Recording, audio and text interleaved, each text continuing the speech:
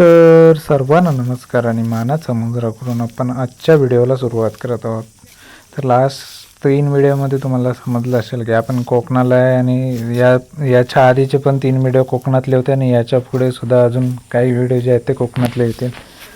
तर आम्ही पहिल्या आणि तिसऱ्या व्हिडिओमध्ये पाहिलं की जंगलात आलो होतो आंबे काढायला.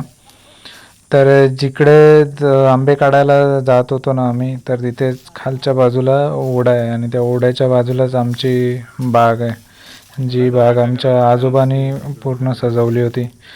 तर त्याच्यामध्ये जेव्हा सुरुवातीला जेव्हा आजोबा होते ना, तेव्हा याच्यामध्ये 60 नारळाची झाडं होती, त्यानंतर 40 पोपळीची झाडं होती, त्यानंतर आंबा, काजू आणि त्याचबरोबर सागाची झाडं होती, काळी मिरी वगैरे.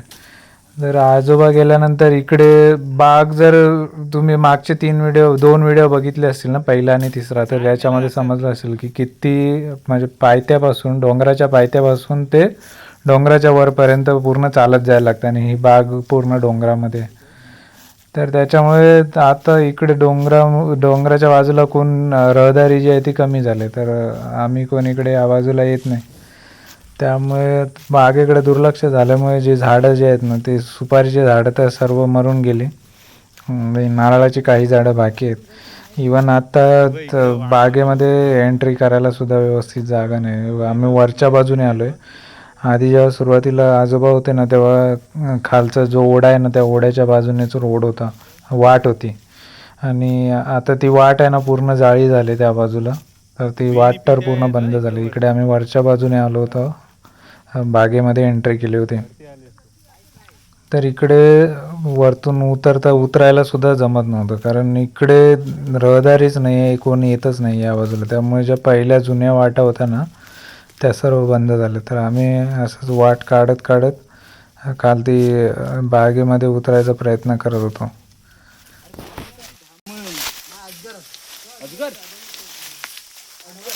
अजगर आपल्याकडे नाही दिसत.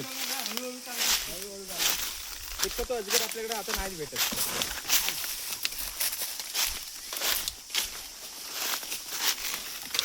आयचा हागल्यासारखा वास येतोय. वांदर. तर जेव्हा बाग नवीन नवीन झाले होते ना, आजोबा अराउंड 1972 मध्ये रिटायर होऊन आले ना, तर त्याच्यानंतर त्याने इकडे जंगलामध्ये झाडं लावलेली आहेत. तर तेव्हा त्या काळामध्ये इकडे वरती आमचे जनावरं सुद्धा होती, गाय बैल म्हशी होत्या. तर त्यांच्यासाठी इथे गोठा सुद्धा केला होता. आणि त्या गोठ्याच्याच इकडे आजूबाजूला इथे आजी जी होती आमची, ती भाजी वगैरे करायची या बाजूला. तर इकडे फायनली आम्ही ना बागेमध्ये एंट्री केली होती. तर पाहू शकता पूर्ण रान झालं या बाजूला, आणि इवन बागेमध्ये फिरायला सुद्धा जागा कुठे दिसत नाही. तर आधी इकडे पूर्ण आहे ना, आजोबा बाग आहे ना पूर्ण क्लीन करून ठेवायचे. तर आम्ही बागेच्या खालच्या बाजूला, जो ओढा आहे ना, त्या ओढ्याच्या बाजूला आलो. तर इकडे पण आहे ना, हा जो ओढा आहे, त्या ओढ्याला वर्षाचे 12 महिने पाणी असतं. आता सुद्धा आहे, पण आता जो मेन डबका आहे ना मोठा, त्या मेन डबक्याच्या बाजूबाजूलाच थोडंफार पाणी आहे. पण आधी जेव्हा आजोबा होते ना, तेव्हा ह्या ओढ्याला ओढ्याचं जिथून स्टार्ट होते ना, ते स्टार्टपासून इकडे बागेपर्यंत पूर्ण असे धरण असे बांधून, बंधारे बांधून पाणी अडवून ठेवायचे. त्याच्यामुळे पाणी जायचं जमिनीत मुरून राहायचं. त्यामुळे वर्षाच्या 12 महिना पूर्ण या ओढ्याला पाणी असायचं. आता पाहताय ना, तर हा जो डबका दिसतो ना, या डबक्यामध्येच पाणी आहे. आणि एवढ्याच डबक्यामध्ये पाणी असल्यामुळे जेवढे पण मासे जे आहेत ना, मासे आहेत, कोळंबी आहे, आणि त्याच्यानंतर बेडूक वगैरे किंवा अन्य जे पाण्यात राहणारे जीव आहेत ना, ते या पूर्ण डबक्यामध्ये त्यांची गर्दी झालेली आहे. आणि हेच एक स्रोत आहे, जे जंगलामध्ये प्राणी आहेत ना, म्हणजे आमच्या इकडे या भागामध्ये बिबट्या दिसतो. तर बिबट्या वगैरे असे प्राणी आहेत, ते इकडे ह्या पाण्यामध्येच, या ओढ्यामध्येच पाणी प्यायला येतात. तर हे पाणी एवढं पण काही स्वच्छ नव्हतं, कारण जो पाचवा जो पडला होता ना, तो पूर्ण कुजला होता, आतमध्ये कुजला होता, आणि त्याचा पूर्ण घाण वास मारत होता. आणि माशांची सुद्धा संख्या याच्यामध्ये एवढी आहे की पाणी कमी आणि त्याच्या डबल इकडे मासे आहेत. तर त्या सुद्धा माशांचा इकडे वास मारत होता. कारण इकडे आहे ना येतच नाही कोणाची, तर त्याच्यामुळे इकडे साफसफाई आता पहिल्यासारखी इथे राहत नाही. तर त्याच्यामुळेच हे इकडे आहे ना चालायला सुद्धा पूर्ण अवघड होऊन बसले. तर इकडे आम्ही जे छोटे छोटे वरचे डबके होते ना ते आम्ही साफ करून ठेवले होते, जे की असं वाटत होतं की तिथलं पाणी वगैरे पिता येईल. हे आता नाही वाटत. पण जे मासे आहेत ना वरचं सगळं साफ केल्यानंतर खालती जे मासे होते ना ते सर्व त्या पानाकडे धावत गेले, आणि त्याच्यामुळे ते सुद्धा पाणी काय आम्ही जस्ट हात वगैरे धुतले फ्रेश झालो, तर त्यासाठी आम्ही पाणी वापरलं. तर हे जे पाहतं ना ह्या सर्व कोळंब्या ज्या आहेत ना त्या आम्ही पाणी साफ केल्यानंतर सगळ्या अशा काटाला पूर्ण येऊन चिपकल्या होत्या.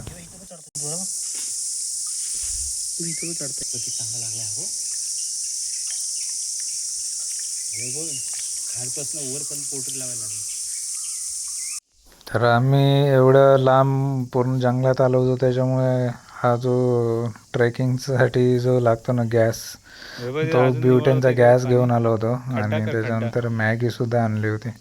तर बोले एवढ्या वरती जाते भूक लागते, तर त्यामुळे मॅगी बनवण्याचा आम्ही प्लॅन करूनच आलो होतो. मॅगी आणि प्लस कोरी चहा, त्याच्यामध्ये चहापत्ती टाकून. तर असं आमचं नियोजन होतं. मग थोडंफार त्याच्यामध्ये जो वेळ निघून गेला, आणि कारण एवढं दमून आलो होतो, आणि परत इथून वरतून खालती एवढं जायचं म्हणजे पूर्ण जीवावरती येतो.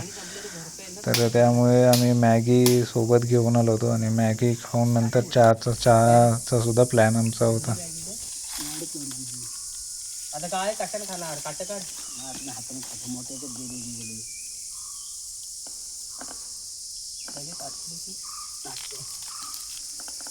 बाहेर ठेव थोडीशी आई सवड दे की नाही माझ थोडी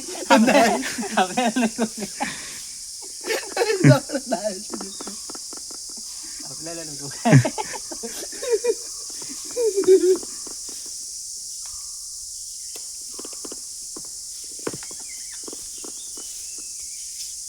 देणार अंड्याच्या ह्याच्या हो देणार ठीक आहे.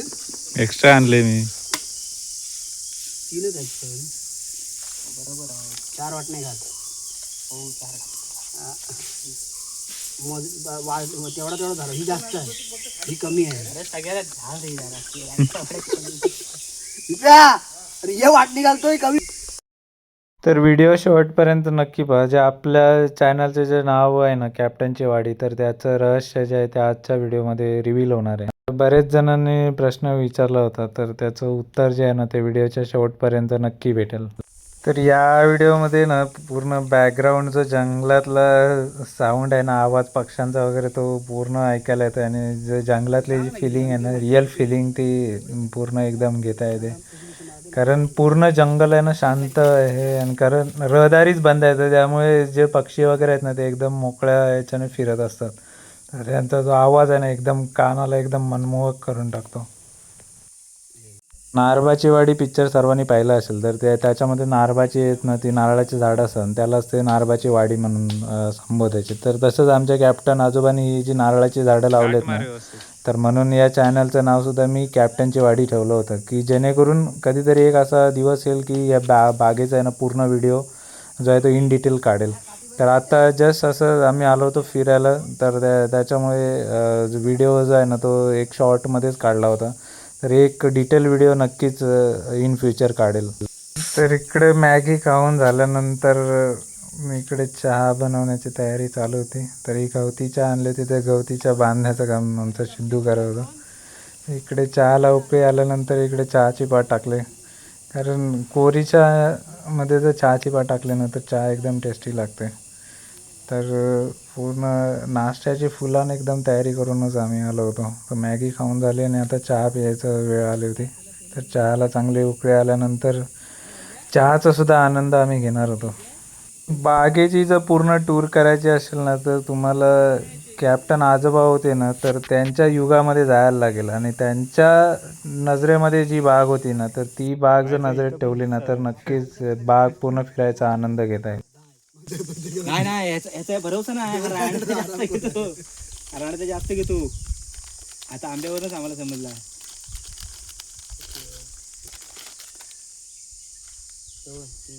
10 असतील. 4 त्रिक 12 3 3 येतील. 3 3 बघ लक्ष ठेव. ते असू दे त्यातच. आली बरोबर आली.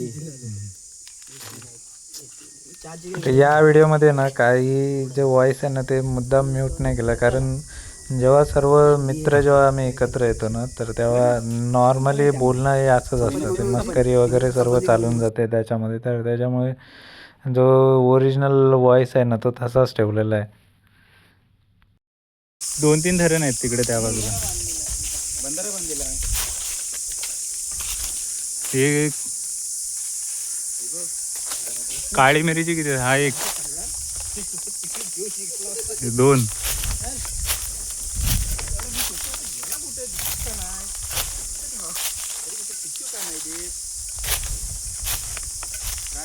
म्हणून अर्धा किलो खोबरा जायचो माहितीये काय?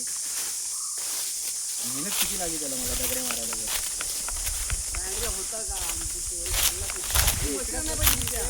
अरे थांब, मी व्हिडिओ काढतोय.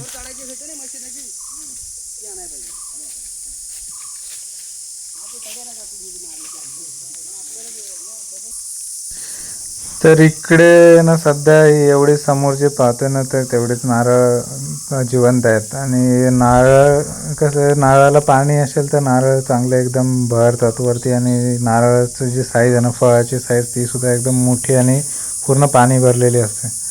इकडं पाणी वगैरे कोण नाही घालायला इकडे, तर त्याच्यामुळे जे नारळ जे आहेत ना ते असे पूर्ण उंच एकदम खूप उंच वाढलेत की त्याच्यावरती चढून नारळसुद्धा काढू शकत नाही, तर एवढे उंच नारळाचे झाडं झालेले. तर आजोबा जेव्हा होते ना तर इकडे नारळ काढायला ते जो बांबू बोलतो ना, तर बांबूची मोठी साईज, त्याला इकडे आमच्याकडे कलक बोलतात. तर त्या कलकीचं मोठं घेऊन यायचं ते झाड, सुका झाड, आणि ते त्याच्याने या झाडावरती चढता यायचं पहिलं. तेव्हा एवढी उंच झाडं नव्हती, आत्ता याची साईज खूपच मोठी झाली आहे. तर इकडे कोण निगा राखायला कोण नाही या बाजूला, तर त्याच्यामुळे आतमध्ये पूर्ण रान झालं आहे. तर जेव्हा आजोबा होते ना तर तेव्हा पूर्ण बाग एकदम क्लीन टकाटक असायची. इन फ्युचर आहे ना, वेळात वेळ काढून आपण बागेचा आहे ना खास डिटेल व्हिडिओ नक्की काढू, ज्याच्यामध्ये बाग कशी पूर्ण 3 टप्प्यामध्ये डिवाईड केलेलं आहे आणि बागेचं नियोजन कसं केलं आहे ना ते पूर्ण नक्कीच दाखवण्यात येईल. तर बाग आहे ना ते साधारणतः 3 टप्प्यामध्ये आजोबाने अशी डिवाईड केलेली आहे.